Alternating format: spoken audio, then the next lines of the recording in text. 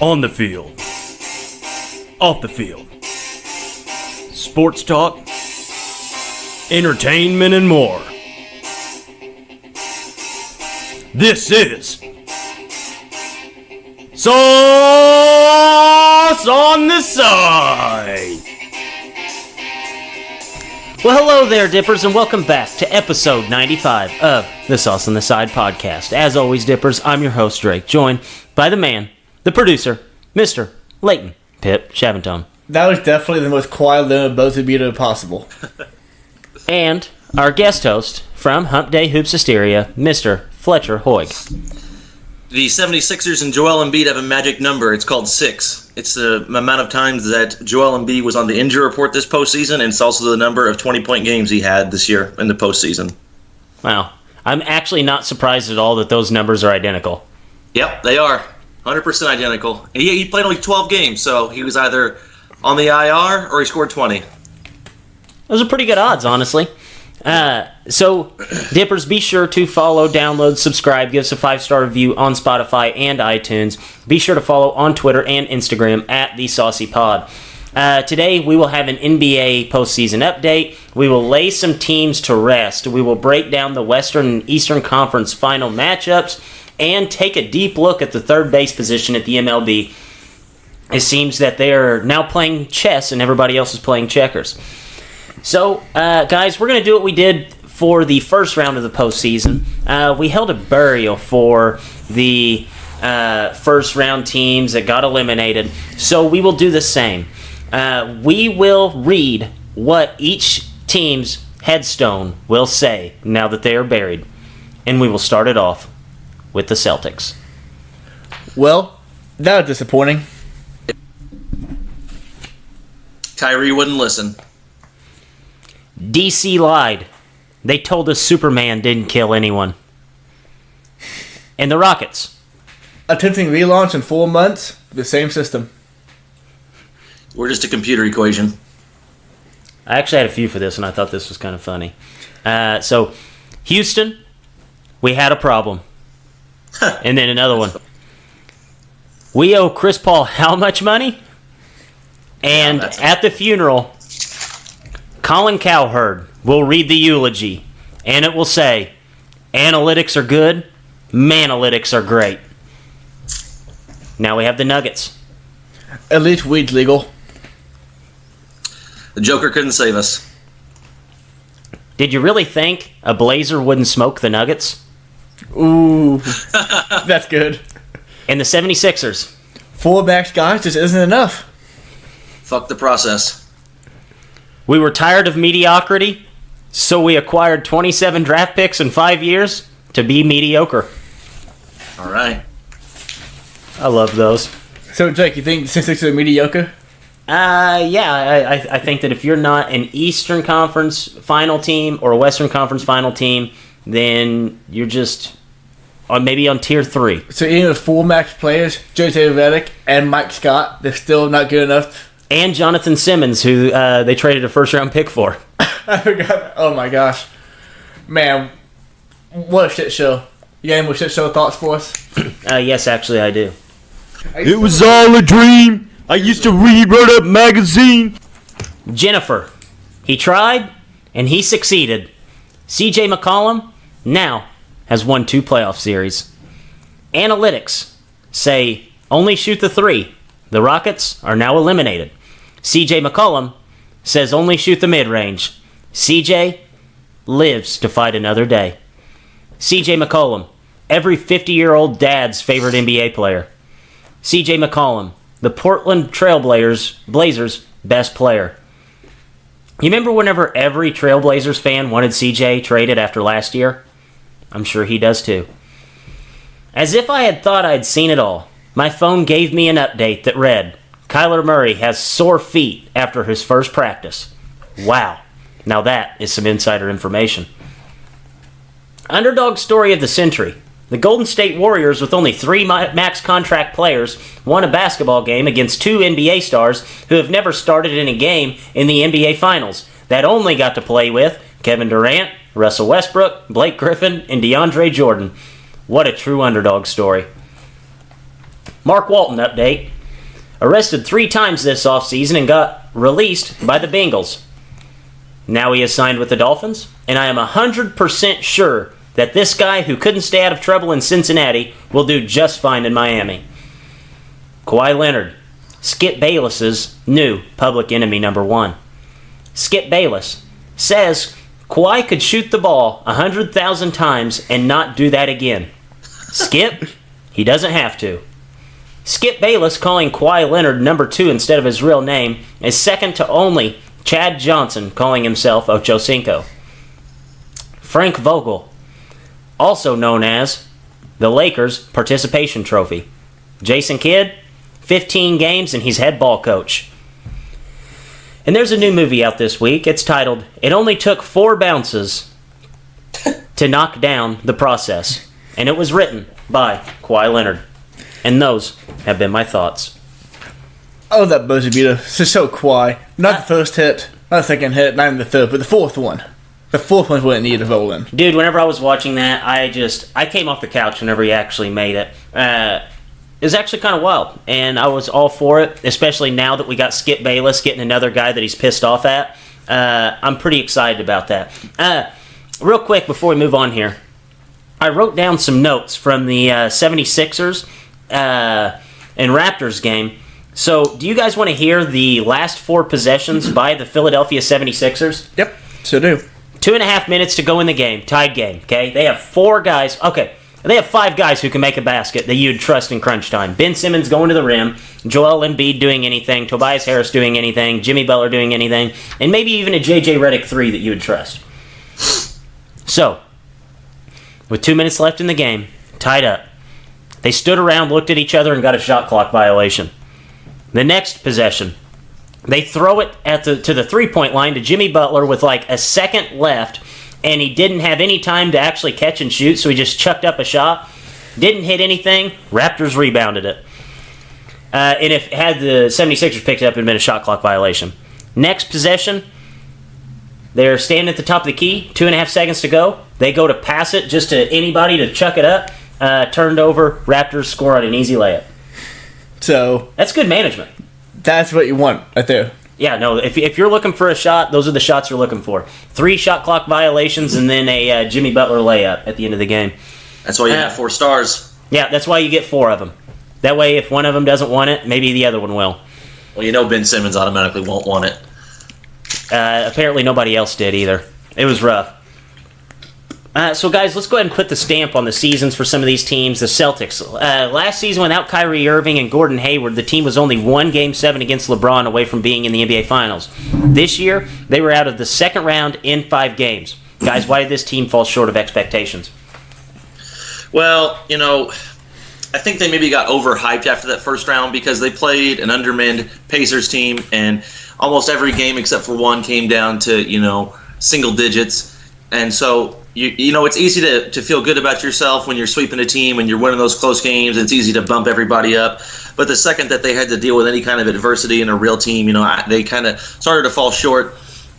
After game 1, Milwaukee scored 110, at least 110 in every single game, and then twice they actually held Boston to under 100. So they really just ran into a better team. But for the Celtics, what happened is, you know, people weren't buying in, and it started from the top with Kyrie Irving and trickled down to the rest. You know, if you see that your star is not buying in, it's going to be harder for other guys to follow suit. That's why, you know, in San Antonio, you saw so much success with Tim Duncan, and the same can be said for Tom Brady and the Patriots. But they just didn't buy in. That's kind of what I see from the difference of this year and last year. And yeah, and Fletcher really just said all day. Simply getting to see Noah bought in. All year we thought about how this team was the favorite to win the Eastern Conference. They never really looked like it, just talent-wise they could have. But basically they never got anything out of Gordon Hayward either, and never came fishing for him. Mm-hmm. All I have to say, 19, guys. That is the percent that Kyrie Irving shot from 3 in the last 4 games. And if your best player can't go out there and make even open shots, you're going to be in trouble. And this is a team that really did not play up to expectations all season. And after the series against the Pacers, like, people thought I was crazy because I had said that had we had Victor Oladipo, we probably would have won that series. I mean, you look at those games; every single one of those games was close.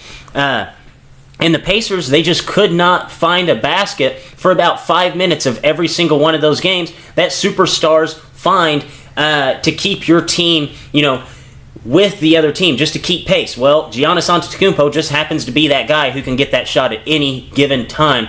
And once the Bucks started rolling, it was absolutely over for the Celtics. So, guys, does this change the narrative of Brad Stevens being a top-tier coach? No, I mean, last year, we talked about there were some rumors there, people, whisperings that he was just as good, if not better than a coach than Steve Kerr, Greg Popovich, all these different guys. And I'm not going to say that he's not, kind of following suit or going down that line because, they still did make the playoffs this year. They still did win one round in the playoffs. Now, they did underachieve. I'm not going to say that we were wrong for saying that. I'm just saying it's a bit premature. Yeah, I agree with you. Mike Budenholzer is also a very good coach, and they just ran into a team that's been a juggernaut all season long. So I'm going to tell you this about Brad Stevens. The teams that he has beat in the postseason. He beat the Bulls one time when they started Robin Lopez and Isaiah Cannon. He beat a dysfunctional Wizards team, which is basically any Wizards team over the last, since they drafted John Wall. They beat the 76ers last year, the 7th-seeded Bucks, and a Pacers team without Victor Oladipo. Last year, I was singing the praises of Brad Stevens for what he did with a bunch of guys just on the X's and O's standpoint. There has to be a transition for a young coach to come into the NBA and coach stars. And unfortunately, Kyrie Irving is a star, and he's probably one that's probably hardest to get into the head of. And the X's and O's are obviously there. It didn't show that much against the Bucks because they outscored them every single game after game one in the second half. But I don't think you can say that he's up there with the Popoviches and Kerrs, but I think he's probably in that next step, just waiting to take the next step. If he does get a superstar that he can actually coach and get to buy in like he did with Terry Rozier and the boys, I think he'll take off. So does this team need to move on from Kyrie? I mean, Kyrie was absolutely abysmal this postseason. Didn't really seem to buy into anything Brad Stevens was doing. What do you guys think on that? I think it's obvious that it's time for Kyrie to move on from them. Kyrie will opt out of that deal, go play somewhere else. But the Celtics right now are really crippled by the Hayward and Horford contracts. They owed Hayward $30 million through 2022. Owe Horford $30 million for next season too. So if, let's say they want to get Anthony Davis, and let's say that trade took both Jaylen Brown and Jason Tatum, so then they got Anthony Davis, and they can sign a max free agent. If that free agent isn't Kevin Durant, I don't think they're much better after that than they were this season. Because they lost Tatum and Brown, they get a max guy, and they get Anthony Davis. But if it's not Kevin Durant, I just kind of see them going through the same thing next year. They will be better, but I still don't think the NBA title better next season. Yeah, I don't know if they're going to move on from Kyrie, but I think Kyrie's going to move on from them. I've said since the minute that he's been in Boston that he is more, AI than Kobe, and I think this kind of shows it. He said that after he went 8 of 22, he said he would not have that happen again for the rest of the postseason, and I think he went like 7 for 22, then 6 for 22, then 7 for 22 again to close out that series. He told us he was a basketball genius. He was almost a little Trumpian-like in his comments. I said it on Hump Day Hoops Hysteria in the middle of the season. I said, you know what? If you really want to get Anthony Davis and you really want to get him to really enjoy and buy into what you have in Boston, maybe you should consider trading a pick and Kyrie Irving to because there's that Rose, what is it, the Rose exception or the Rose deal or whatever, and that would be the only way they do it. They couldn't have both of them on the same team at the same time like that. So you get one of those younger players, you get a pick, and you get Kyrie Irving, you get him out of there. You start Terry Rozier, a guy who works for you and plays defense, and you make a defense-first kind of identity there in Boston. That was something that you could consider, but either the Celtics are going to move off of Kyrie, or I think what's really going to happen is Kyrie's going to move off of them and find somewhere else to play. Because his deal this year, it's a player option, correct? Yeah. Yeah, he's going to opt out of it. Yeah. For $21 million. Yeah, I think he's done. I don't know if they'll move on from him. or he'll move on from them. I think he's done. I hope he's done because I feel like Kyrie's just kind of holding them back a little bit. But they also have some more contracts on the books other than just him. So, guys, the Rockets, despite the Warriors not having KD for the final minutes of Game 5 and the entirety of Game 6, they lost both games to the Warriors. Where do the Rockets go from here? Nowhere. I mean, I said last year, at the end of the postseason last year, that their championship window closed. They lost too much depth. They lost too much shooting. And then, Chris Paul got a little more hurt this year in the final series against the Warriors. He averaged 13 and 6. He was relegated to what Chris Bosh kind of did in an ancillary role in the Heat. So, and then they were going to be paying him, like around $40 million for the next 2 or 3 years. Mm-hmm. They're saddled with James Harden's contract. They're saddled with Clint Capella's contract. I don't see, really what's kind of left to do at this point. Daryl Morey's going to have to really make some maneuvers and pull some strings, but it's their championship window was closed last year, and it's definitely closed this year, and I think they even realize it. Yeah, they have absolutely no money. They're paying Harden, Tucker, Capella, Gordon, and Paul basically 95% of the cap space next season, so they can't do anything. You think they can run it back with Melo? Shit, they might as well bring in somebody. I mean, at this point, I don't know who else they're going to bring in, but I think that they are in absolute trouble. So do you guys think that they should try to blow this whole thing up with Chris Paul, with James Harden, or do you think that they're just going to have to bite the bullet and basically play it out for the next 4 years? Well, I don't know if they're going to necessarily come in and blow it up, but I mean, Daryl Morey's a smart guy, I want to say, and I think it's going to be on the table of options that they have. I think what they are going to do is just try to continue to maneuver things out, at least get Chris Paul on an expiring deal before they try to make any moves or do anything like that. Yeah, Daryl Morey had said before that his goal is to beat the Warriors. All he ever thinks about is being the Warriors. So I don't know what he can do. I don't follow the Rockets close enough to know every option they have, but Daryl Morey got to figure something out. Yeah, Daryl Morey is like a mad scientist in a way where he does typically find ways to patch holes like this. But in my opinion, if they run it back with the same guys, it's not that bad of an option because, if the whole Warriors thing falls apart like a lot of people are expecting it to, this team's the second best team in the West. I don't see another team beating them in the postseason, especially for how bad James Harden played and how bad he disappeared in fourth quarters.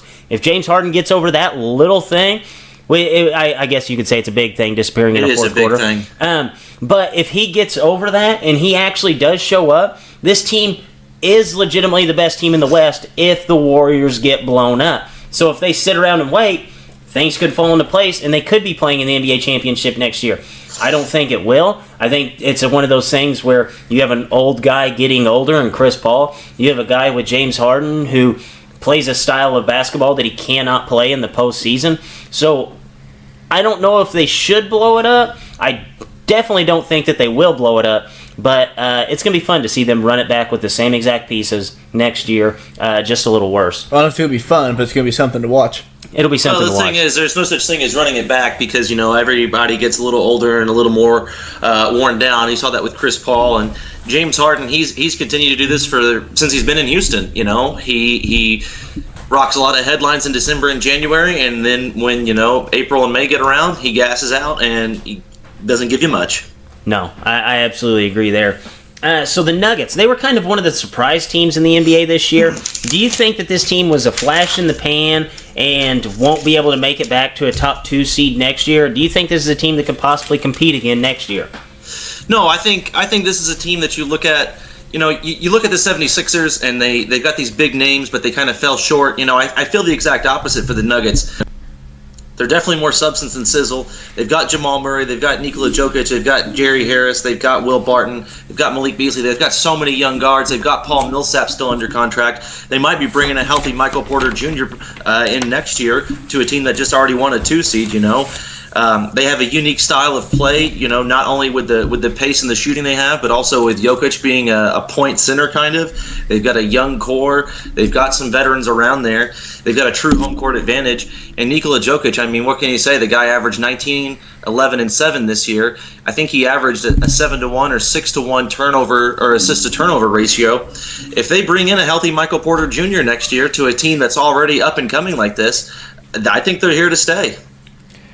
Yeah, Fletcher said it all. Basically, they're going to have another really high seed next season because they're going to have a great home record because they have probably the best home court advantage in basketball. Professor said it all. The team should keep getting better. Jokic, Murray, Harris should be very good next year, too. The team should be solid. Yeah, the biggest piece to this whole thing, in my opinion, is Michael Porter Jr. You have a team that was a top 2 seed in the West just this year, and you bring in Michael Porter Jr. off of his Ben Simmons rookie deal, and he should be a very good piece to this team. I mean, at worst, he's hurt the whole entire season, but if you get the best Michael Porter Jr., the one that Mizzou thought that they were going to get for the entirety of last basketball season, that guy's a legitimate stud. I mean, you could make the argument that had he not been hurt, he would have been the first player drafted in that draft class. So I think that this is a team that's going to be around to stay for a while. It seems like every single team in the West is getting older, and the Nuggets are just getting more experienced. So I absolutely love the Nuggets heading into next basketball season.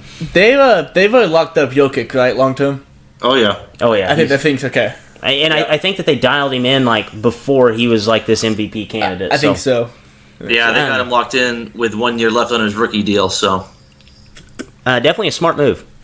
So guys, the 76ers. Is it too early to tell, or has the process failed? Well, I'm not going to say it's a failure yet, but I'm definitely, after this past postseason and seeing what they gave up for these expiring deals, who no one knows for sure if Tobias Harris and Jimmy Butler are coming back. It appears that they're going to fire Brett Brown. I think it's trending more towards failure.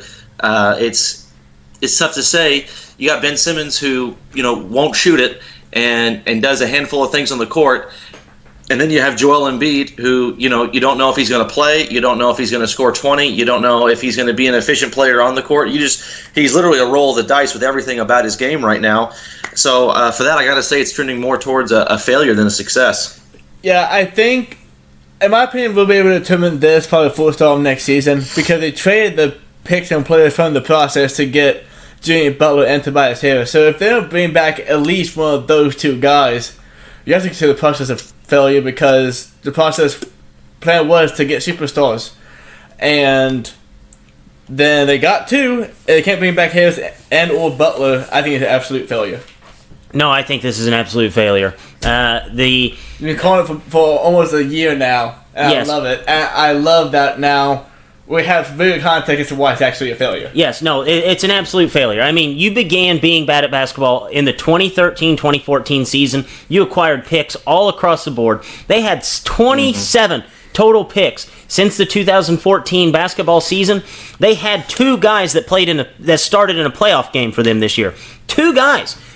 You know how many started on different teams in the playoffs? 3. Sterling Brown he started for the best team in the Eastern Conference, maybe the whole entire basketball, the whole entire NBA with the Bucks. You had Landry Shamet starting for the Clippers, who took the Warriors to 6 games, which is absolutely insane. And then they have Jeremy Grant, who also started for the Oklahoma City Thunder, who also was in the playoffs. So 3 guys playing that were starting 4 teams in the playoffs. You only had 2 that you drafted yourself and brought in out of this thing. So it's not like they drafted really shitty. They just didn't hold on to guys once they got them. They've played T.J. McConnell extended minutes now for basically 5 years here, and the whole process. And I hate this term. Whenever people say the process wasn't about just getting all these studs. Well, what's it about? Well, it's about evaluating talent. Okay, you don't have a good gauge on T.J. McConnell yet? You don't realize that he's not good at basketball?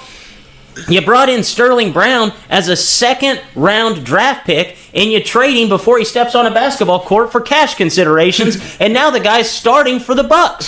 So I don't get it. I think it's an absolute failure. You have 6 top 10 picks. 2 are still on the roster. 4 top 3 picks. 2 are still on the roster. And 9 first-round picks. 2 are still on your... Two still play for you. I just don't get it. Out of 27 guys that you drafted, you have 2 starters.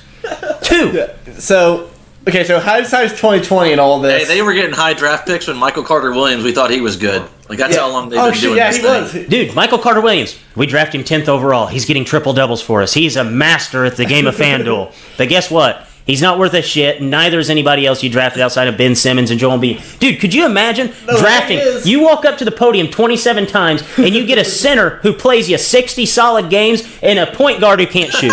So hindsight 2020 and all this. Obviously, it didn't work out. Leighton, you could draft 27 players and find 3 starters. No, I'm agreeing with you. I'm agreeing with you that the drafting thing was wrong. Where does Jahlil Okafor even play for now? You guys, Pelicans. yeah. Do you guys think that in hindsight? Hey, Nerlens Noel's logging minutes on a playoff team with the Thunder too. Yeah, absolutely, dude. Like, basically, all you had to do, if you wanted to have a successful basketball this team, like, over the last 3 years, it's like, we'll just wait for the 76ers to draft these guys, and then we'll trade second-round picks for them, like, 2 years later, and we'll have a team of all-stars. Yeah. At last, I'm at a point here. Do you think that they would be happier now? They'd been better off if they just didn't trade for Tobias Harris or Jimmy Butler and kept Covington and Sark? And actually kept the guys they got for the process? Let's ask this real quick, Leighton. Do you think that replacing Jimmy Butler and Tobias Harris with Robert Covington, Dario Saric, and Landry Shamet, this team would have been better than what they are now this season? I think they would have been not much worse. If that makes any sense. So they'd have been out in the second round again after they were terrible for 4 straight years, and we had to listen about the process. You could say that they would have got this far with those guys and be better off for the future, 100%. You remember whenever they traded Mikal Bridges for Zaire Smith?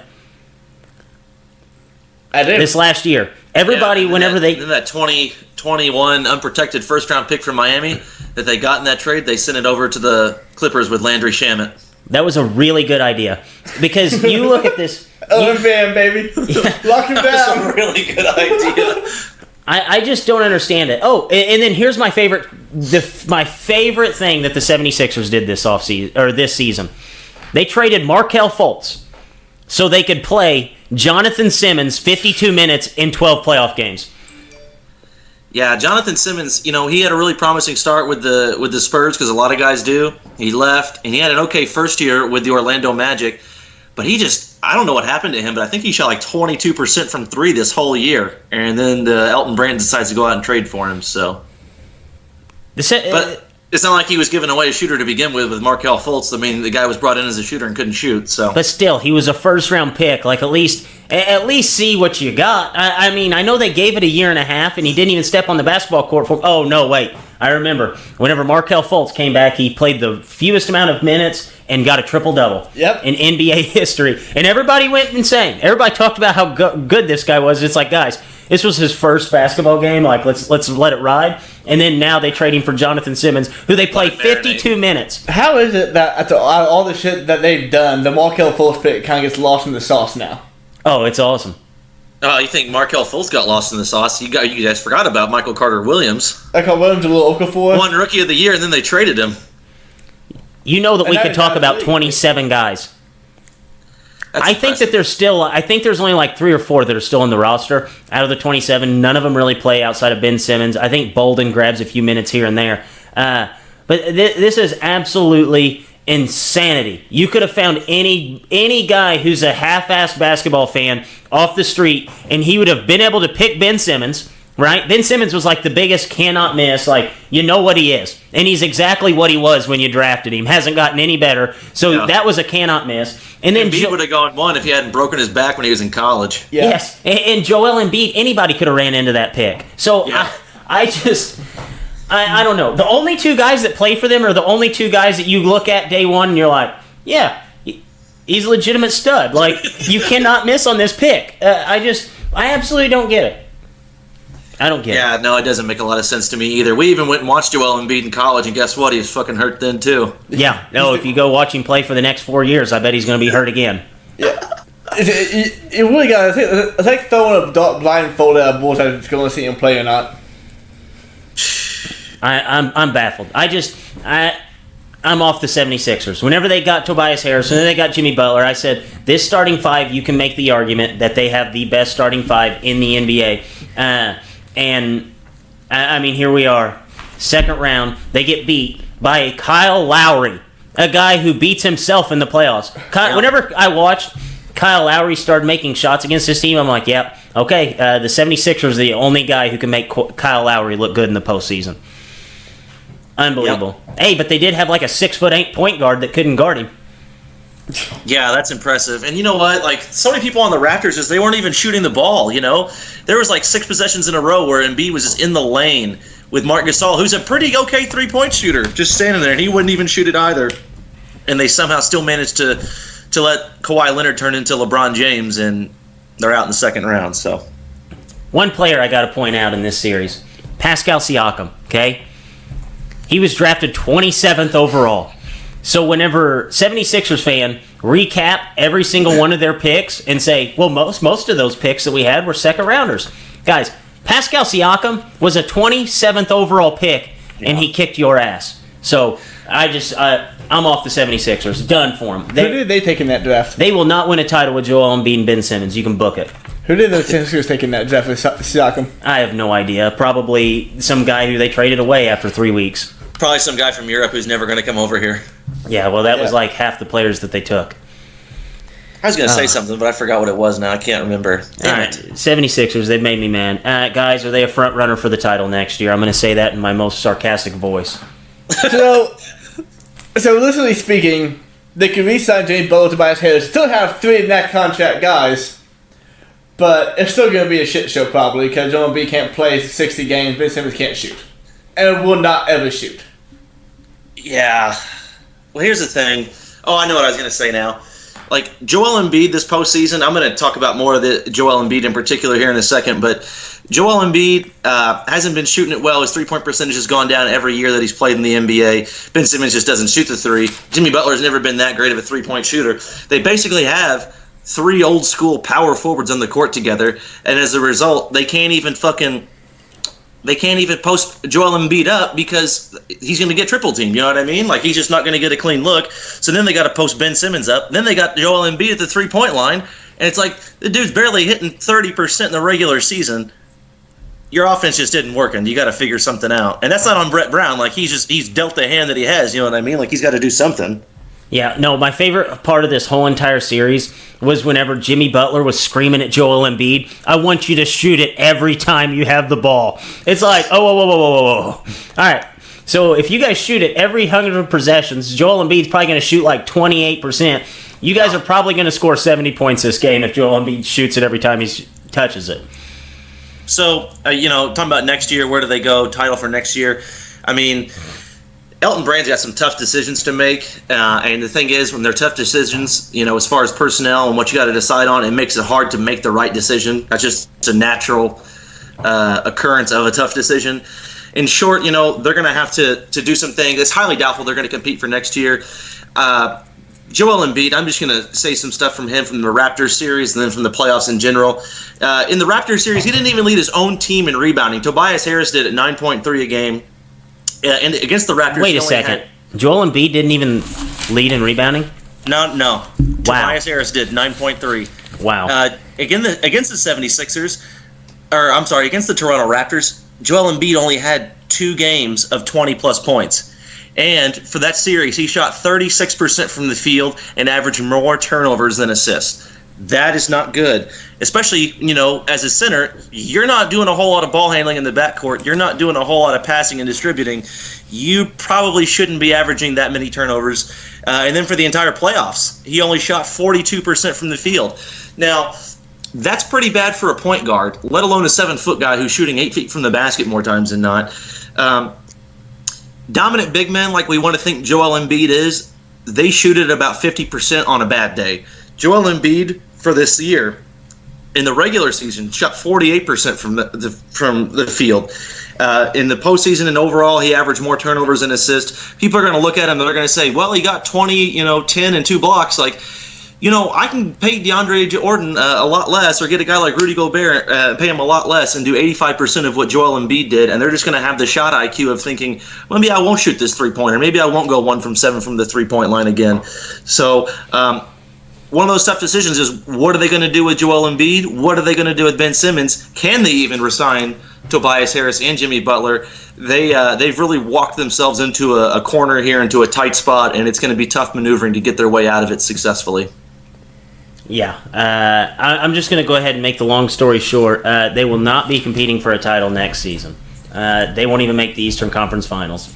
I really hope they don't. I don't think Jimmy Butler's going to want to be there. Jimmy Butler will go elsewhere. If he doesn't, Tobias Harris definitely will. And then, what do they have after that? Man, Tobias Harris, you saw when he came to 76ers,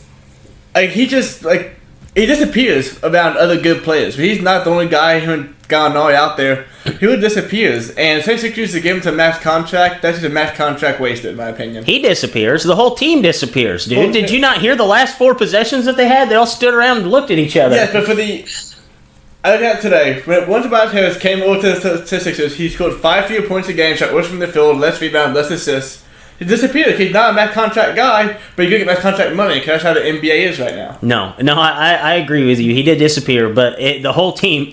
2 minutes left to go in the game, they would all shut down. I think that there was it was one of the games that they should have won, the 76ers. There was a 7-minute stretch in the fourth quarter that went from 9 minutes left to 2 minutes left where they didn't have a field goal. So the whole team shuts down. I mean, last game he got 15 points, 10 rebounds, shot 56% from the field. He's not getting a whole lot just because he kind of is that fourth fiddle in a lot of people's eyes. I think he can go somewhere and do a lot better. I think he can go to another team like LA and, kind of duplicate that success he had. But, I don't think he's definitely worth a max slot, but he's going to get one. The smartest thing for Tobias Harris to do would just go right back to the Clippers.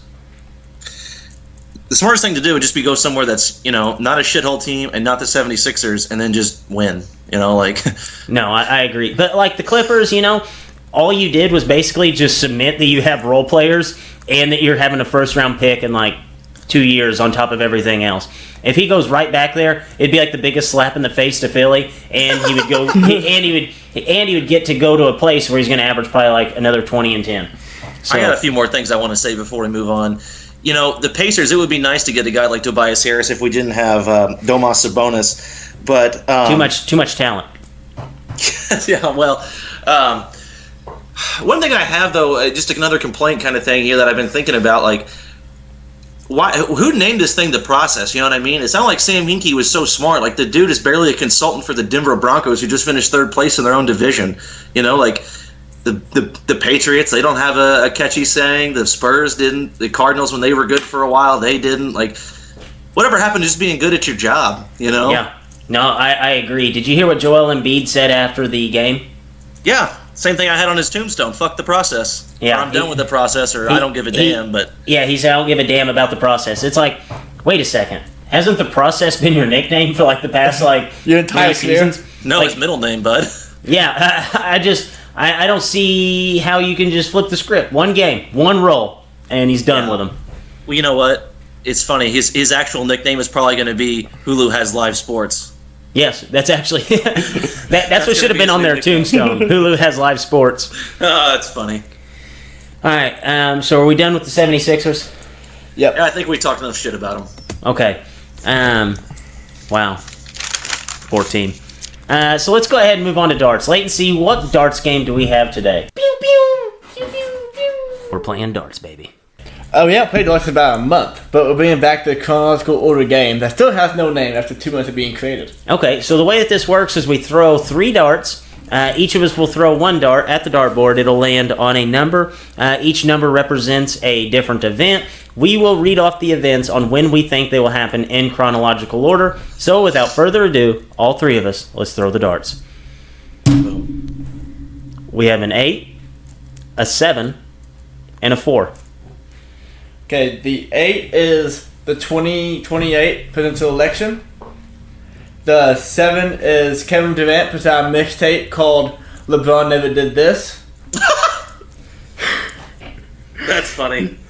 And the 4 is Miami Marlins make the playoffs. Miami Marlins? Yeah. Okay, well, if it was Kyrie putting out the mixtape, I would totally say that would be number 1. I don't think Kevin Durant will ever make a mixtape. The only thing I could see him doing is maybe like a Twitter handle. LeBron never did this. And just like tweet out random facts every day of stuff that LeBron didn't do. It'd be a whole Twitter account. Yeah, no, it'd be a whole Twitter account. It would just be LeBron didn't do this or LeBron's never done this. And you could basically just follow it, and every morning at 7 o'clock there would be a tweet that rolls in just giving a fact that LeBron has never done. It'd even get to as bad as like a 4-dog owner. LeBron has never been one. I don't think... So that's never going to happen. The Miami Marlins, surely to God they won't be the 76ers, acquire a ton of talent and have nothing to show for it. They've done that so far, Derek Jeter.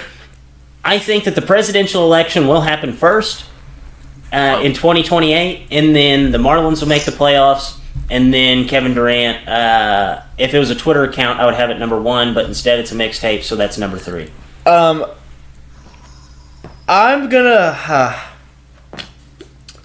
gonna say Kevin Durant puts out a mixtape first. It might not be called LeBron Never Did This. I'm gonna say that happens first. Then I'll say the election, and then the Marlins making the playoffs last. So KD, you got 9 years to put out this mixtape. Go ahead and get that done for me. I think the Marlins will make the playoffs first, and then the presidential election, and then Kevin Durant will never drop a mixtape. So. You think KD gonna drop a mixtape? Everybody has a mixtape now. No, they don't. Oh, man. Everybody has TV shows that air on ESPN Plus now. That's all everybody wants to do. Yeah. Including LeBron. They're like, hey, LeBron, would you want to make the postseason or make a TV show? Yeah, what's my TV show? gonna be You say a TV called? show, man? That'd be cool. That would be sweet. A barber shop? Oh, yeah, that's never been done before. And then Kevin Durant wants to be better than LeBron so bad, he's like, you know what? Fuck it. I'm making my own TV show, too. Hey, did you guys... So, one thing that's going to fly under the radar here, Kevin Durant and CJ McCollum actually have quite a bit of beef.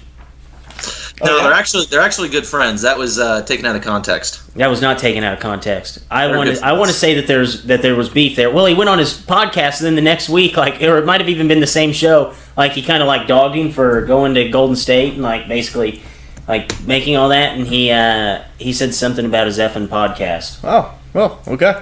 Yeah, they talked about that on Kevin Durant's show. Apparently, they were just fucking with each other back and forth. At least that's what they're going to say publicly. Not how I see it. Yeah, no, they got beef. Real beef. All right, Well, I mean, CJ had him on his podcast, and then Kevin Durant had him on his show. I mean, so he does have his own TV show on ESPN Plus. yeah, I wasn't making that up. He really does? It's called The Boardroom. You're kidding me. No, I've never watched it, but... Yeah, they don't cuss as much on this one as they do on LeBron's. Well, yeah, because LeBron's LeBron, KD's a bitch. That's true. That's it. All right. No, so man, I next, don't like bad words. next set of chronological events. Ready? 1, 2, 3. We have a 12, a 1, and a 16. Okay, a 1 is the Orioles make the playoffs.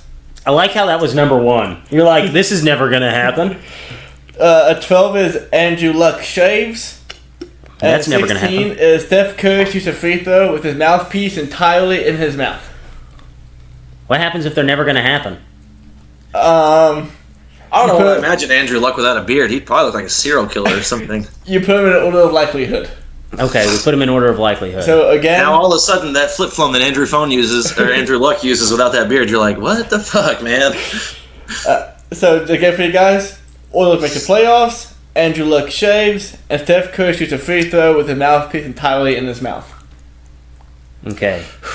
So I'm going to say Steph Curry shoots a free throw with his mouthpiece all the way in his mouth, just because I could honestly see it one game after he's been kicked out again for throwing his mouthpiece at an official.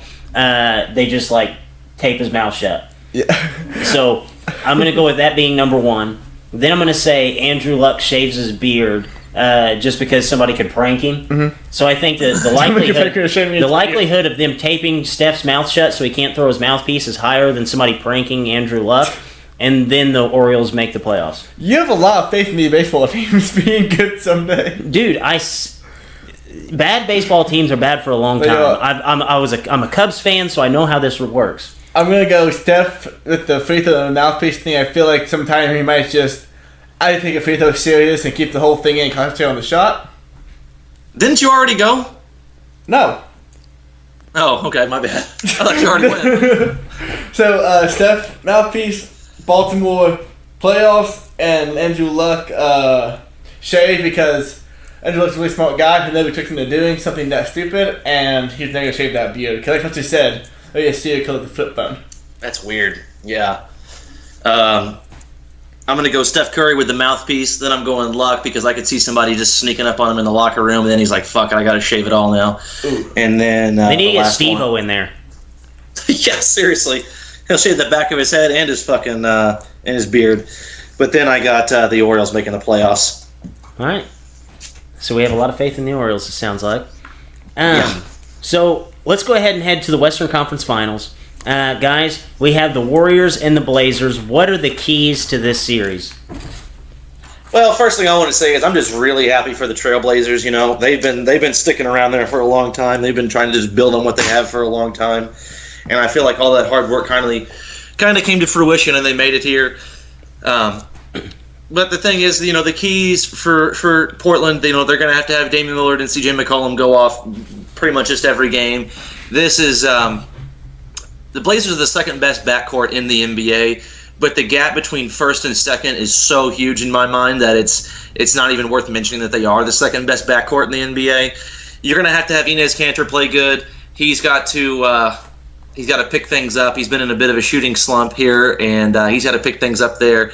Rodney Hood, you saw some glimpses of what he could be and kind of what Utah hoped they thought they were going to get when they drafted him out of Duke. He's got to be more consistent, but you're going to need those guys to show up big pretty much all the time, and then you're going to need, timely contributions from guys like Myers Leonard or Maurice Harkless, just different guys, Al Farouk Amino up and down the team. You're going to need them to contribute. But what Golden State showed us from Game 5 and Game 6 is they can still do it the old way if they have to. They can go back to running a bunch of floppy sets and having guys run off 14, 15, 16 screens and get open. The main question I have with Golden State, though, I think they will win this series, but their bench came to play big time in Game 6 against Houston. So can they duplicate that? Sean Livingston scored in double points. He had only scored in this calendar year of 2019, he had only scored in double figures 3 times, and he happened to do it Game 6 in an elimination game. Andre Iguodala has been up and down all year. He had a big game. So I know for one game and for a quarter especially, a professional athlete can really turn it on, but can the bench do that for a whole series, and then can they do it for another whole series again against when they go to the NBA Finals? And then KD, they're eyeing maybe Game 2. When's he going to come back? I think when he comes back, it's really not even a question. I don't think there's much Portland could actually even do to beat them. But those 4 guys I named for Portland, they're going to have to be big. The bench is going to have to step up for Golden State until Durant gets back. Yeah, that's just put on the series pretty well. Yeah, they're just going to need C.J. McCollum to hit a ton of mid-range. Yeah, basically my one key to this is what Steph Curry is going to show up for the Warriors. It's going to be a Steph Curry that shoots 40% on 11 threes per game, average 27 points, or the one that shoots 28% on 11 threes per game, average 21 points. If it's the latter or if it's the former, I'm probably going to take the Warriors in like 5 games. I'm taking the Warriors regardless though, but Steph Curry I think is the biggest key for the series. Yeah. I don't even know if it's Steph Curry. I would say it's Damian Lillard. Because at this point, it almost seems like C.J. McCollum's like locked in for this postseason. Like, there's not much that's going to shake him. And I like how, whenever you look at the Trailblazers, like, they legitimately have strength in numbers. Like, Fletcher rattled off like 4 or 5 ancillary pieces for this team that could show up at any point and really give contributions. You talk about Rodney Hood. Talk about Zach Collins off the bench, Myers Leonard off the bench. Zach Collins played great. Zach Collins played phenomenal, and he's kind of coming into his own. And he, primarily just like a defensive-minded big man, but he did really well for this team. And if Enes Kanter shows up and shoots better than what he had done for game 4, 5, and 6, he was absolutely abysmal. Came back around in game 7 when it mattered. But I think that the numbers for the Trailblazers are going to be there. You just need Damian Lillard to come up and play like he did in round 1. You look at round 2, he had some pretty bad games. He failed to score 15 points twice in this series, and he's not going to be able to do that against Golden State. He's not going to be able to have a game where, okay, he's not shooting well, he shoots 3 of 17, but he did get his 10 rebounds and 8 assists. That's not going to matter against the Warriors. You have to put the ball in the bucket. You have to keep pace with this high-powered offense. And I think that the whole key to this series, if Damian Lillard comes out there and has games like he did in round 1 where he was just shooting the world on fire, 40 points a game, the Trailblazers can legitimately win. But if he does not, I think that the Trailblazers are in legitimate trouble. Guys, how many games? Who wins this series? Take Warriors in 6. Warriors in 6. Well, they've won every series in 6 so far, so let's just stick with the Warriors in 6. 6, 6, 6. I'm going to go weird. Warriors in 5. Right. Warriors in 5. Warriors in 5. Yeah, I think the Trailblazers are going to regress back to what they've been in the last few years. I want to see them win. I think that there is legitimately a route for them to win. I think it's going to take like KD to miss like a game. He missed in game 1. He missed game 1 and then come back in game 2, kind of put a crinkle in the offense where they just, they try to go too much ISO ball with KD, can't get anything rolling until maybe the second half. Then they sneak back up. And the Trailblazers, sneak one of those 2 games out, and then Steph Curry regresses back to where he was at the beginning of the Rockets series, and the Trailblazers win. But I don't think that's going to happen.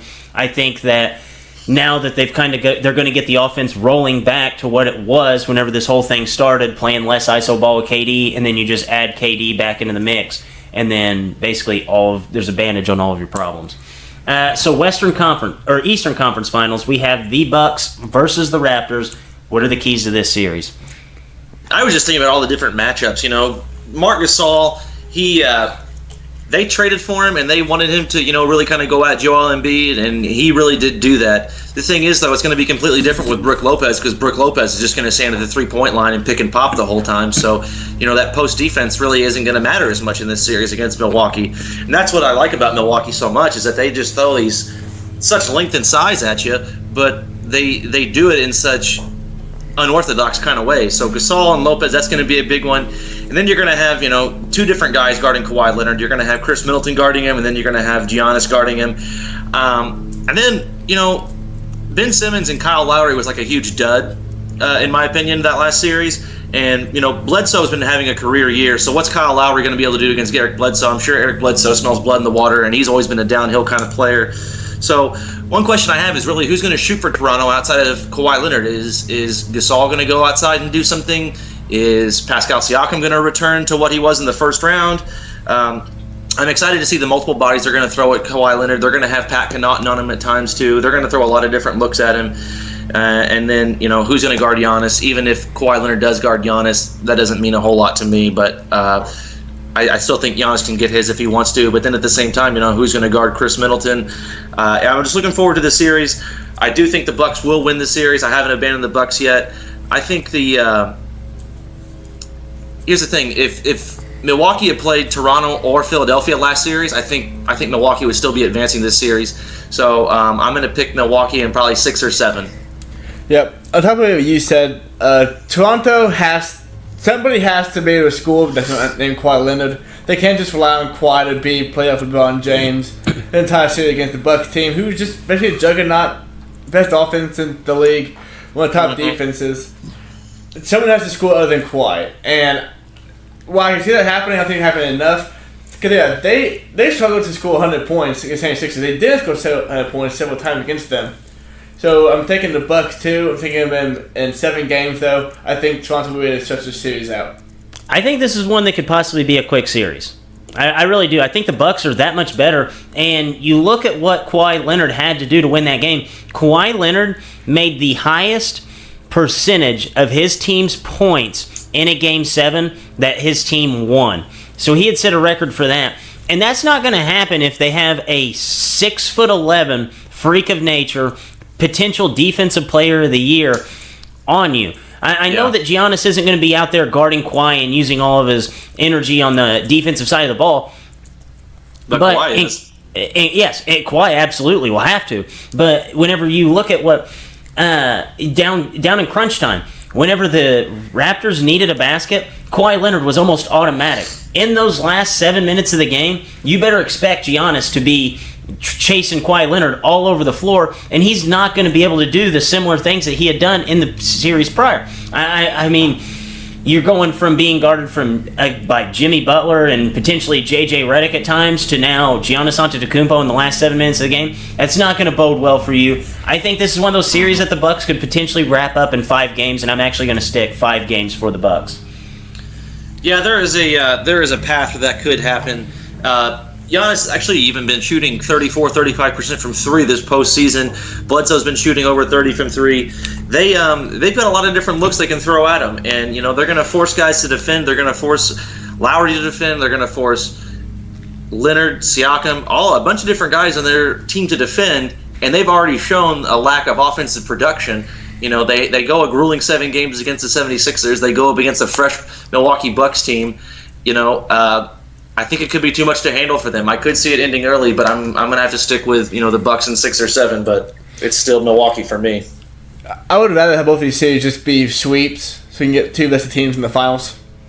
No, I want 7 games. Game 7s are my favorite thing in the world. Sunday was like the pinnacle of days for me. I had 2 Game 7s and then a Cubs baseball on ESPN, so I was set. Living best life there.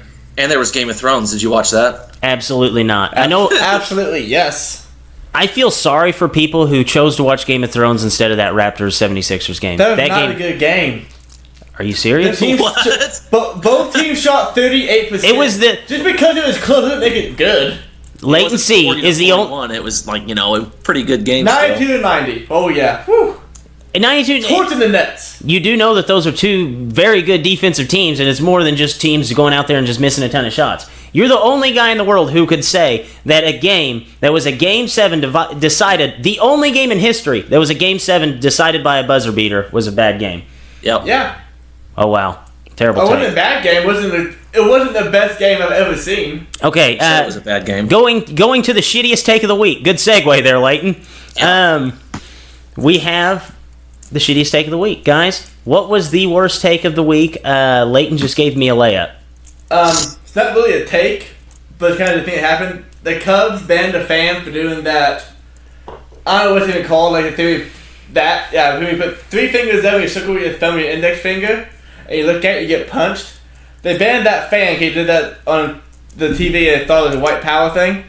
It could be, but I'm pretty sure that's not what it was. I'm pretty sure like everybody in the NBA who hits a 3-pointer.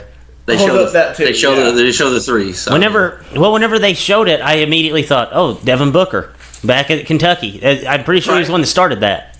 Yeah. My shittiest take of the week, I actually just heard it today, and I thought it was so stupid. Chris Broussard said that LeBron respects Frank Vogel. I don't know if you've seen Frank Vogel, but the dude has a worse beard than Nick Wright, and LeBron was beating him like a drum. I mean, he was beating him so bad, Larry Bird said, we're not even going to extend your contract. We're just going to let you go. I don't know how LeBron's going to respect that. No, I absolutely agree with you there. I think Frank Vogel can do some decent things for him, but I don't think that he's going to walk in there and LeBron's going to respect him. LeBron respects probably like 4 people that are NBA head coaches. He literally got hired on the hot seat. They're like, yeah, by the way, Jason Kidd, prominent assistant coach. Yeah, I love that. All right. Well, my worst take of the week goes to latency. He dethroned Will Kane. I came in here with the Will Kane quote, but I'm going to have to use latencies. It was not a good game. Only Game 7 in NBA history to be decided by a buzzer beater. Not a good one. Stand by it. One thing's about 7 for 30 from 3.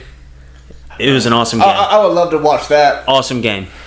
You said 7 of 30 from 3? Yeah.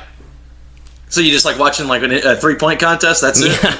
No, but All-Star Weekend. Can't wait for that 3-point contest. Jake Layman from the Trailblazers, baby. I'd rather see a team score points than go back and forth about school for 5 minutes straight. Layton's the only guy who dials into the 3-point shooting contest more than he does the dunk contest. Anyways, my second place finisher. Bring it home for me. My second place finisher this week was Will Kane. He said that Larry Fitzgerald might make the Hall of Fame like Vince Carter because of longevity. Okay. A couple things wrong with this. Really good. Everybody makes the Basketball Hall of Fame. Everybody. So to say that the NFL Hall of Fame is similar to the Basketball Hall of Fame, you're crazy. Because, I mean, Yao Ming he's a Hall of Famer for basketball. Also, Vince Carter was really, really good, and if it was chosen like the NFL Hall of Fame, he would also make it. Yeah. And Larry Fitzgerald is second in receiving yards over his career to one guy, Jerry Rice. Has nothing to do with why he's good, though. He's sixth in touchdown catches. If he catches 22 balls this season, he will be second in receptions. So we're looking at a guy who could potentially finish his career second all-time in receptions, second all-time in catches, second all-time in receiving yards, second all-time in receptions, and sixth in touchdowns. You got to be kidding me. And Might be he getting also a lot of targets this year. Huh? I said he might be getting a lot of targets this year. 22 catches, man. That's like 1.5 a game. And then also, he said that Kawhi was better than Kobe. I don't get that. Yeah, I saw that too, actually. That was both those takes were bad, but Leighton C found a way to dethrone him. So, guys, this week we will move on to Fletch on the fly. Every time we have Fletch on, just like Hump Day Hoops Hysteria, we give Fletcher 3 questions that he has no time to prepare for. So, Leighton C, take us away. Fletcher, first question. We talked about a lot of performances from the Eastern Conference and Western Conference semifinals, but which player had the worst performance to their standard? Oh, obviously Joel Embiid. The guy in the semifinals, like I said, he shot 36% from the field. He's supposed to be a dominant big man. He didn't even lead his own team in reboundings per game, and then he averaged more turnovers than assists. That's a guy who's getting a max contract. That's inexcusable. The one knock you could have on the guy is that he's not always healthy, and if he's healthy, he's dominant. Well, he's not even playing dominant right now, and so he has to take a hard look in the mirror, and so does Elton Brand. Did you like, though, in Game 6, how he still didn't play phenomenal, but they had to throw out there that he was plus 40? Yeah, I mean, if you look at the box score, Tobias Harris shot, he had 15 and 10 and shot 56% from the field, but he always plays in that second unit, and so his plus minus is horrible. And so give me Tobias Harris versus the guy who shoots 36% from not from 3 but from the field, and then gets more turnovers and assists as a big man. You got to really mess up to do both of those things as a big guy. Especially whenever you said earlier that Nikola Jokic was 7-1 assist to turnover. Yeah, that's I'm going to talk about Jokic here for just a second. I love that guy. His game. Here's the thing: his game is not built on athleticism or anything like that. So he's going to be a guy who ages well. You don't say. Wow. You look at him and you can tell, Fletch. I need to high flyer, man. High flyer. He's got wheels. No, but Joel Embiid, his body's huge, his frame's big, but it's frail, and his body's already failing him at 25. Jokic could play till he's 40. The way he gets up and down the court.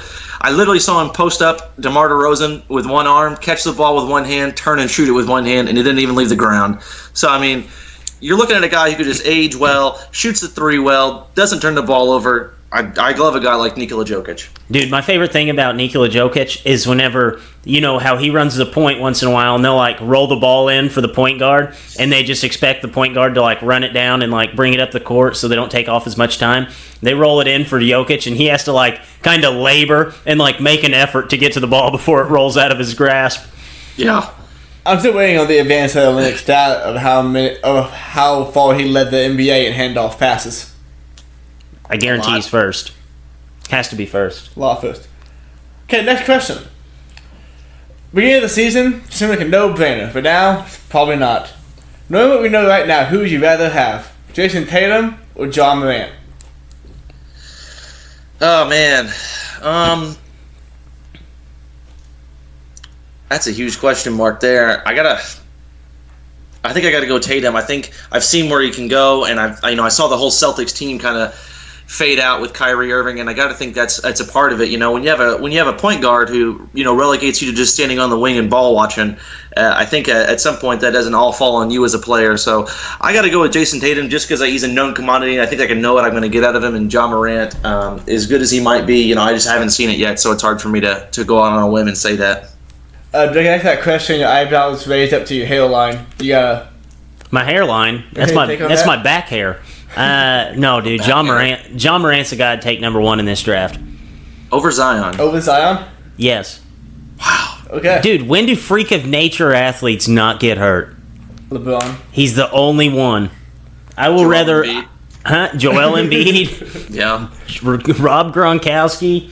Yeah. I mean, every single guy that is just built like a brick shit house, that's tall, like has it. If something's too good to be true, it is. So, people who have Saquon Barkley in fantasy football should be scared. At worst, John Morant's going to be Russell Westbrook who can shoot a 3. That sounds like a really good floor. That sounds like the best case scenario, actually. No, that's his floor. At worst case scenario, imagine Russell Westbrook mixed with Steph Curry. Steph Curry. Best point guard of all time. Steph Curry, Russell Like that, I Westbrook, guess I'll take him 1. and he sees the floor like Rajon Rondo. Wow. Sign me up for something. And he's 6'5", huh? Wow. He's a good ball player, boys. For this last one, I need you to look into your crystal ball for us all. Who will win the NBA draft lottery? I really want the Hawks to win it. I do want the Hawks to win it. I gotta go Knicks. I think the Knicks are gonna win the draft. I think it's set up. It's rigged. You might say that. I don't know. I think Dude, it's a big deal. Dude, it's always been a rigged deal. Remember the Bulls whenever they got D Rose? Like they had like a less than 1% chance to win it. Yeah, and then like I think it's gonna go New York. I think it'll go New York, Phoenix, Atlanta, and then Cleveland. I think Cleveland's gonna get fucked. I love that Phoenix could get the second pick. That way they could get John Morant. That way they could get Devin Booker back to being a 2, where he actually should be like every single time down the floor. And I think that'd be fun to watch him, Ayton.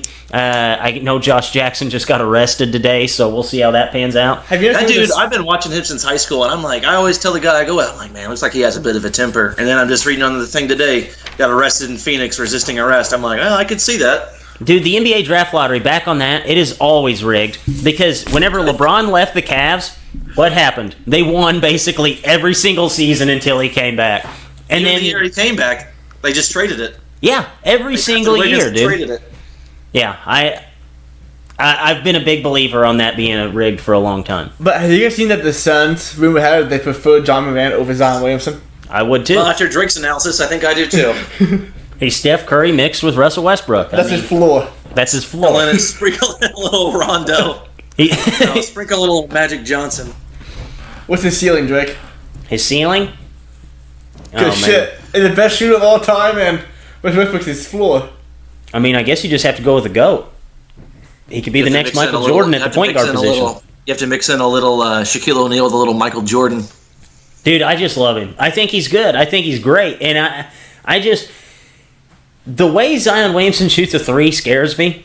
He looks like everybody... Like, it's how I imagine Ben Simmons shooting. Like, teams just stand there and look at him and hope that he shoots the 3, and then, like, he looks like me at the basketball court. Like, I'm standing there, everybody's watching me shoot it, and I get way too nervous, and it just doesn't look pretty. I know that he made quite a few, like, down the stretch there after he'd gotten hurt, but the NBA, their three-point line is a little further out. It's a little more room for error. I would almost rather be picking second than I would be with getting Zion. Coach K said that Zion should actually come back because the NBA three-point line's too far for him. He's not strong enough to get it up there. He's not strong enough? He says, Junior, you need to come back for one more year. You just won't make it. Let's run it back through. Oh, man. So where are you standing on R.J. Barrett? You still think R.J. Barrett's the best player in the draft? Yep. Talk to me in 10 years. Never come off a take. RJ Barrett reminds me of the prototypical guy that comes into the draft and is just like highly touted, and then we see him disappear for quite a few years, and then we're like, oh shit, he got traded to a team, and it's like, oh well, he could be good. Basically like the Stanley Johnson or Josh Jackson, where you kind of forget where they're at once in a while. Yeah, that could be. So guys, we have some NBA news. It was not in the outline because this news just broke recently. John Beilein will be leaving the University of Michigan and taking over the Cleveland Cavaliers. Is this something that he can fix? Well, first of all, just this can't- really sucks for Michigan. Oh, it's horrible for Michigan. I just can't believe the Cavaliers didn't make the playoffs this year. They will now, dude. They have Colin Sexton, who's the second can't miss point guard of this generation behind John Morant. Kevin Love's boy. healthy. Hey, they were actually a 500 team with Kevin Love healthy. Yeah. They were. I actually saw John Beilein coach a long time ago when I was a real young kid. It was early when he just started at West Virginia. No kidding. Yeah. But John Beilein, you know, he's one of those kind of coaches. He doesn't just go. He doesn't do what Coach K and Calipari and a lot of other guys do. He's similar to Tom Izzo in the sense that he doesn't really look for the rankings. Looks for fit more than anything. Karis LeVert, plays for the Nets. Came out of Michigan. He was actually being heavily recruited by Dayton. Very last second, guy from Dayton, the head coach, left for U of I, and that coach at U of I at the time decided that he wasn't Big Ten material and wouldn't recruit him anymore. John Beilein came in and recruited him. The rest is history. John Beilein, he's 66 years old, never coached in the NBA, always tries to find fit over, highly talented players. And that works in college, doesn't work in the NBA. Talent prevails. I think this is such a Cleveland Cavaliers hire. It's so stupid. I would have gone and pulled somebody off of the Miami Heat or the Dallas Mavericks staff before I hired a guy who could be in a retirement home in 3 years. Yeah, I was reading today about this deal. They said they want to make a culture change. They wanted the business manager who's going to make a culture. So obviously you start there with a 66-year-old head coach. That's where you start the culture change right there. God. Do you think that they draft that Berdinkas, or what's his name, Brzezikis, the foreign player that Michigan had this year? Yeah, the next thing you know, they're going to be getting nothing but Michigan guys. Good fit. But he fits my system. Book it. Cleveland Cavaliers in the postseason next year. I'm on that one already. All right. If Kevin Love, I have to put. You won it last year this time too. Well, Kevin Love didn't stay healthy, man. They were a 500 team without him, or with him, and 500 made the postseason in the East, just a touch over, 42-40. But I think that he's going to have a culture change. They're going to be playing like Michigan style defense. I love it. I love the hire. Okay. So the Lakers, they had basically like a free fall of an offseason, is what you could call it so far. I know free agents. Joke if you'd like. Yes, it is a joke. They ended up hiring Frank Vogel. They tried to get a deal done with Ty Lue and make Jason Kidd the assistant coach. Instead, they hired Frank Vogel as the head coach and Jason Kidd as assistant coach. What do you think about nobody wanting to coach this team to start off? Well, I mean, people have made fun of LeBron for being too involved with the team, and this year he hasn't been, and they've been shitting the bed left and right. What I would have done is, if I was Jeannie Buss... John Beilein? Yes. Now, Moritz Wagner, he's already there waiting on him. Yeah. But they're like, oh my god, dude, could you imagine it? They played the Coming Home music video for fucking John Beilein. That'd be awesome. Coach Mo Wagner, come in. Oh my god. And they meet in half court. I'd lose my fucking mind, but no, I think this goes back a ways because some of the reasons why Magic Johnson stepped down is because he wanted to get rid of Pelinka and Luke Walton. Jeannie Buss didn't want him to do that. I think that was the right move, actually, because teams don't even pick the phone up when Rob Lowe Jr. gives other GMs a call. So I think he should have hired. I'm sorry. I think he should have fired Pelinka. I think he should have fired Luke Walton.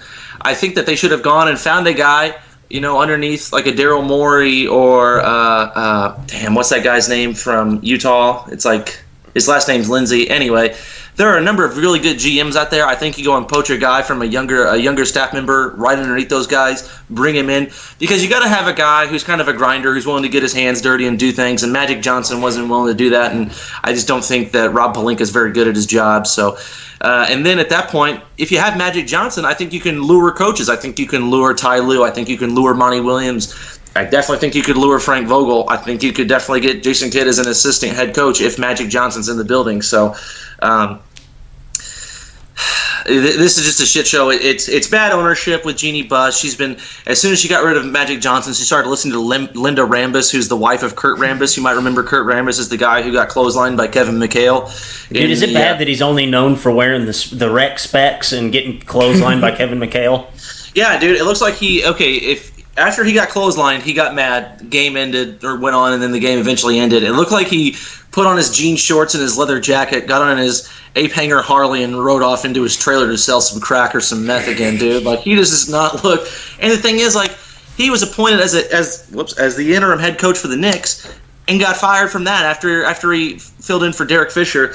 And they're the ones who were in Jeannie Buss's ear. I think it's bad ownership, bad front office with Rob Pelinka. They say that that LeBron respects Frank Vogel. I don't think he does. I don't respect Frank Vogel. I mean, look at his beard. And then he's already hired on the hot seat. How long until Jason Kidd becomes the head coach or the interim coach? You know what I mean? So The one thing that I take away from that, why would people not answer the Lakers' call, man? They were giving away an automatic 2010 guy in Julius Randle and an all-star and D'Angelo Russell. I feel like that would be the one call that I would answer out of all of them. Like, oh, it's Danny Ainge. I'm going to go ahead and forward this call. Oh, here we go. It's the Lakers. We're going to get us an automatic all-star. They're like, are you sure you want to answer? It's Rob Pelinka. And it's like, well, he could fuck himself. So, I mean, I'm going to at least talk to him. He may give us LeBron for, like, our first rounder in 20 years. Yeah. What do you guys think about, how do you think this team will be with Frank Vogel? Frank Vogel's a good X's and O's coach. He knows defense, to an okay extent. He's coached up guys in the past with Roy Hibbert, Danny Granger, David West, Paul George. He's coached a group of guys that are pretty talented. He doesn't really have that here in LA though. I think their best bet at this point is to try to trade for a free agent for a star, because I don't think any of the top free agents really want to come play in LA for that ownership group. I think a lot of people have question marks around LeBron James, and I don't really know who's sitting there thinking, oh, Frank Vogel, let me get some of that. You know what I mean? So. No, I absolutely agree with you there. The thing that makes no sense to me, this reminds me of like whenever they hired David Blatt. It's like, okay, so you brought in this guy, and then you brought in an assistant coach who's obviously going to be better at his job than what the head coach is. And why not just hire the assistant coach as your head coach to start off with? Because Jason Kidd, maybe not necessarily as a coach, but as a guy, LeBron, I am sure, respects Jason Kidd, the guy. So that doesn't make any sense to me. And if you look at Frank Vogel, he is the definition of an average head coach. Yeah.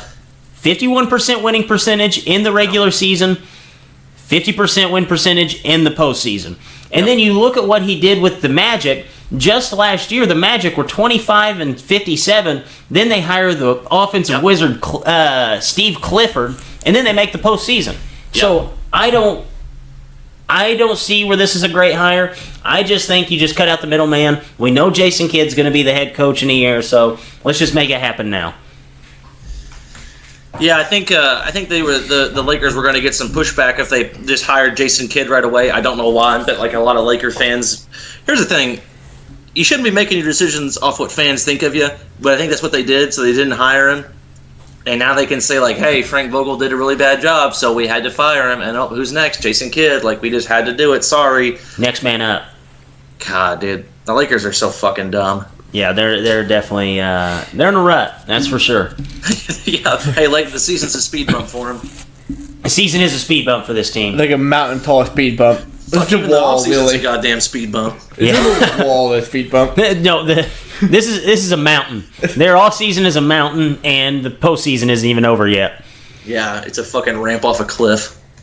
So let's go ahead and head to some MLB chatter. So something that's caught my eye this week is just how good the third basemen are in the MLB today. It looks like you can make the argument that almost every single team has an elite player at the third base position. So if you don't get what I'm saying, let me just go ahead and ramble off just some guys that are third base in the MLB today. You have Nolan Arenado, Jose Ramirez, Alex Bregman, Manny Machado, Chris Bryant, Anthony Rondon, Eugenia Suarez, Matt Carpenter, Miguel Andujar, Josh Donaldson, Travis Shaw, Matt Chapman, Justin Turner, Mike Moustakas, Rafael Devers, and even the hottest prospect in the MLB, Vladimir Guerrero Jr., is a third baseman.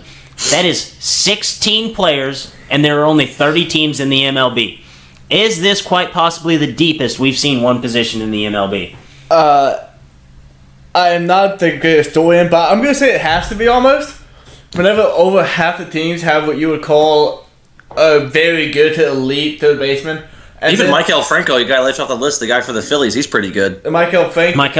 Guy who didn't have him. I only went for household names. That was the thing. Like I could throw Evan Longoria on there, Michael Franco. Like there were guys that I left off of this. Everybody had like 9 home runs. Escobar, he's in the shot of baseball right now. Hunter Dozier, guy from Kansas City, he's about 360.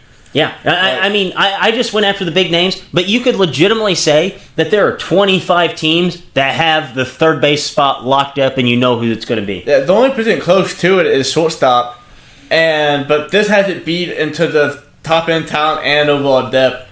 If this isn't the best I've ever seen one position be out of period baseball, I want somebody to give me a season with a better one. That's not just outfield. Yes. That 3 positions, this is one. So you don't just say outfield, but this has to be. No, I absolutely agree because it's locked down to one position. Now, outfield, if you wrote down the household names in outfield, it might look like this list. Just outfielders. Oh, yeah. Because this is extraordinary. You know, I don't... You could make the argument that 20 teams have a legitimate good player. And then on top of this, just the top of the list...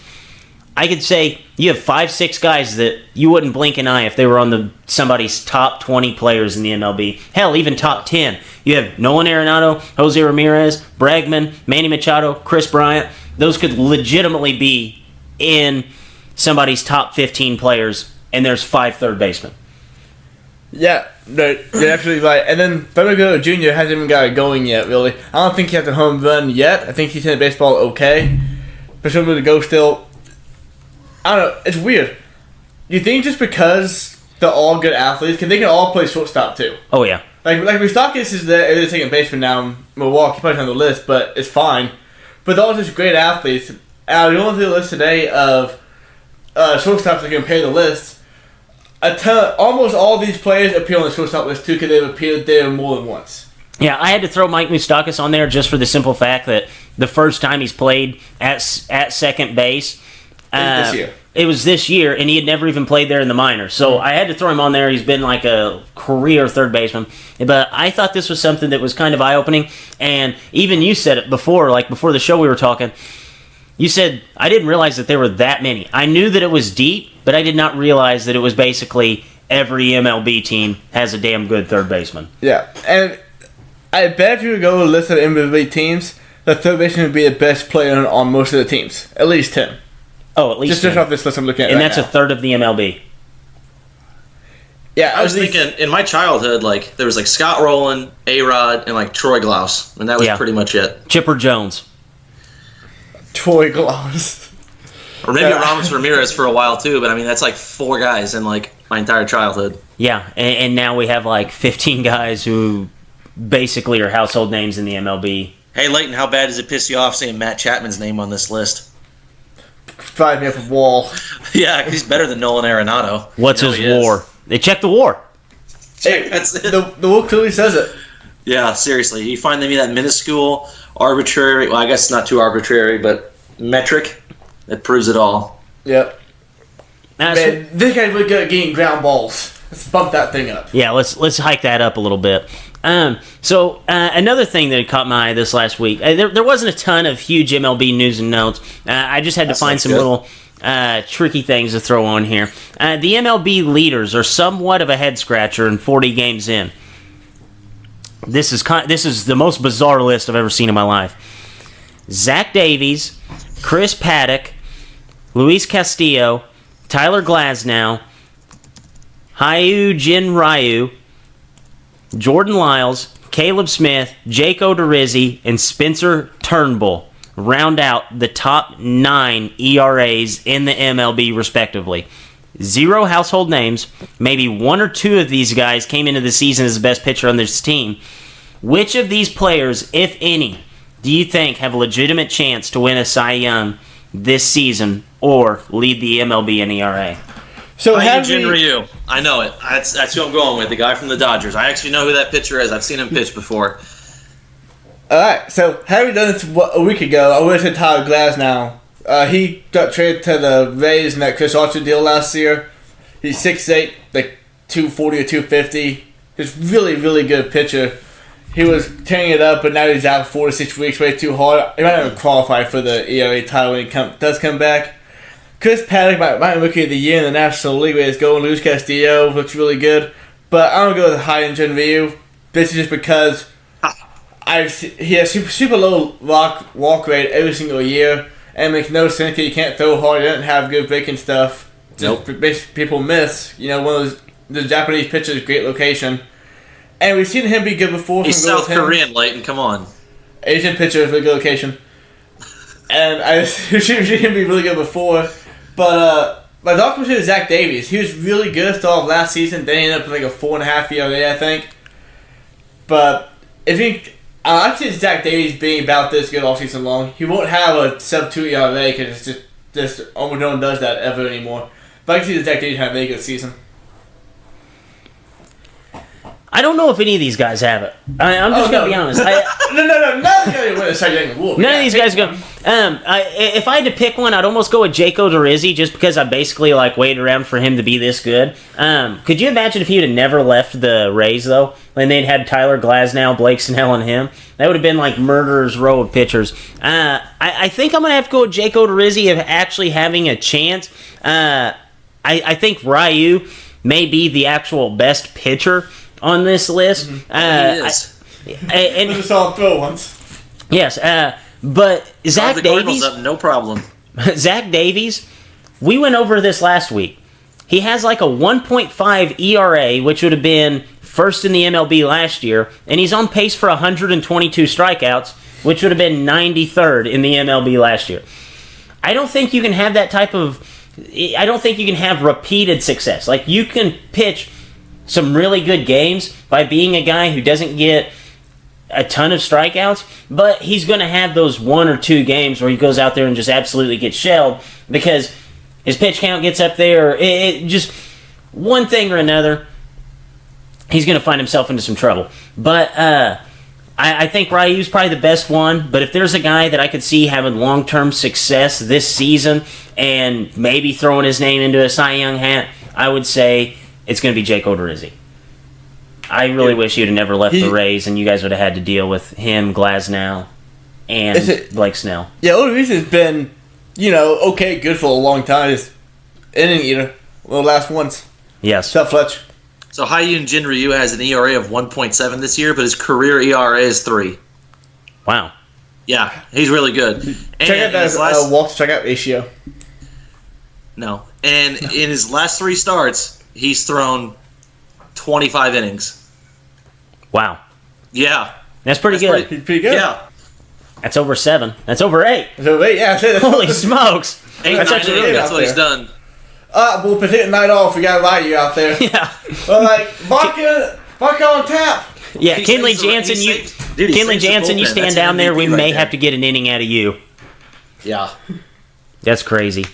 So, guys, it is time for us to put our producer in the spotlight. Each week, he goes out and watches movies, and he comes in and he tries to break them down. So he will try to give you a better analysis of this movie than what he did of the Raptors 76ers Game 7. So, latency, take it away. Yeah, if it's that bad, just turn it off.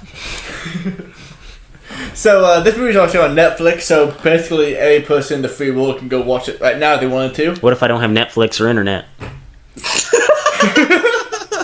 Well, you're probably listening to this podcast, so He might not have a car either, so he might not going anywhere to watch it. you just think, watch the movie. Go read some newspapers, read some books. So, the name of this movie gets 0 dips. It's extremely wicked, shockingly evil, and vile. That's the I didn't name? watch that the other day. Then. Horrible, Fuck that. horrible name. Wait a second. Tell me that name again. Extremely wicked, shockingly evil, and vile. That's almost as bad as Game 7 in Leighton's eyes. It's a Ted Bundy biopic. Oh, I thought we were it was like a Tyreek Hill documentary. It's an also fitting name, but no, it's a Ted Bundy biopic starring Zac Efron. Oh, this is where they tried to make Ted Bundy look like a good-looking dude. Yeah, Yep. really like a freaking psychopath. Okay. But, no, so I think a lot actually. It's done really interesting. Instead of showing how Ted Bundy became this serial killer psychopath, kind of broke down into that, they started after, or I guess in the middle of him murdering all these women, and basically him getting arrested and the trial pursuing after. And what it did that's really hard to do, and it's really a testament to how good Elizabeth Kendall did in writing this thing. They made a movie where you know how it ends suspenseful, make you want to keep watching it. Several times throughout this movie, I thought maybe he's innocent, even though I knew what happened at the end. It made me believe that for a second, a possibility that he did not kill these people. Anytime I have to think back to all the President's Men, that about Deep Throat and the Watergate thing, and Dustin Hoffman, that movie did the same thing. They took something that you knew was going to happen and it just made you hope and wish that the opposite happened. And in this movie, throughout it, I kept thinking, maybe Ted Bundy is innocent, maybe he didn't do it. But in the end, I knew it was going to happen. The acting in this movie, though, sucks. Zac Efron, like I said earlier, attractive-looking dude, not a very good actor. Basically, he's a top-billed actor. Everybody else, not so much. I can't remember his name. Who is the really noted guy off Big Bang Theory? Oh, it's that Sheldon guy. Sheldon. Sheldon is the opposing attorney. I saw that. In this movie. I just laughed every time he was just a position. I just giggled a little bit because imagine Sheldon from Big Bang Theory doing something funny. It's the Tobey Maguire effect, dude. After he was Spider-Man, nobody could picture him as anything else. You're locked in that role. That's what you are now. Can I Zac Efron here? I kept thinking if we could break out in song. Kind of High School Musical. Yeah. I kept waiting for the dance number. It's never happened. Why did you watch that? High School Musical? Yeah. He watches everything. I don't know. I watched it like. You know the movie. Came out. The movie, Must have The been Watchmen. A slow ass week for you to be like, you know what? I'll throw on some High School Musical. You know, That sounds great. The movie The Watchmen was made about Leighton, and it's about him going to watch every single movie. I watched HMS when it first came out like 13 years ago, man. I'm an OG for the HMS. HMS. Continue. But I think we could shockingly even vital. Very good biopic. Very solid. A better name for the movie would have been Hacksaw, for alternative name. But only get 1.9 dips. So I heard a lot of people actually complaining about this movie, like whenever it first came out, saying that it made like Ted Bundy out to be like way more charming and stuff, and like almost like romanticized Ted Bundy in a bit. Do you think that played? Do you think that was actually true? That they almost romanticized Ted Bundy in this movie? Having never met Ted Bundy or really seen about Ted Bundy, I could see him being this charming of a guy because he did seduce the 30 plus women enough to go with them so he could kill them. Right. So he was good enough at being charming to make that happen. So I could see him being this charming guy. But like I said, like the entire time I kept thinking maybe he was innocent because I movie made him out to be. So I could see the going that far. I thought he would be upset, but overall, I thought it was fine. Right. I didn't think it was inconceivable that he was like that as a person. All right. So guys, any bold predictions for this sports week? 3 weeks in a row, the Red Sox keep sucking. I'm going to say that somebody will hit for the cycle this week. Ooh, I like that one. So my prediction for the NBA draft lottery, I think that I've been on this bandwagon that it's rigged. They have to get a star player to New York, and Zion's the guy to do it. So yeah. Zion will go number 1 in the draft lottery. I think that the Lakers will sneak into the top 5. Woo! If that happens, we can. Yeah, the next day. Break out your tinfoil hats, people. Will you guys concede and say that this draft lottery is rigged if the Lakers walk out of there with the top 5 pick? I think it's rigged anyway.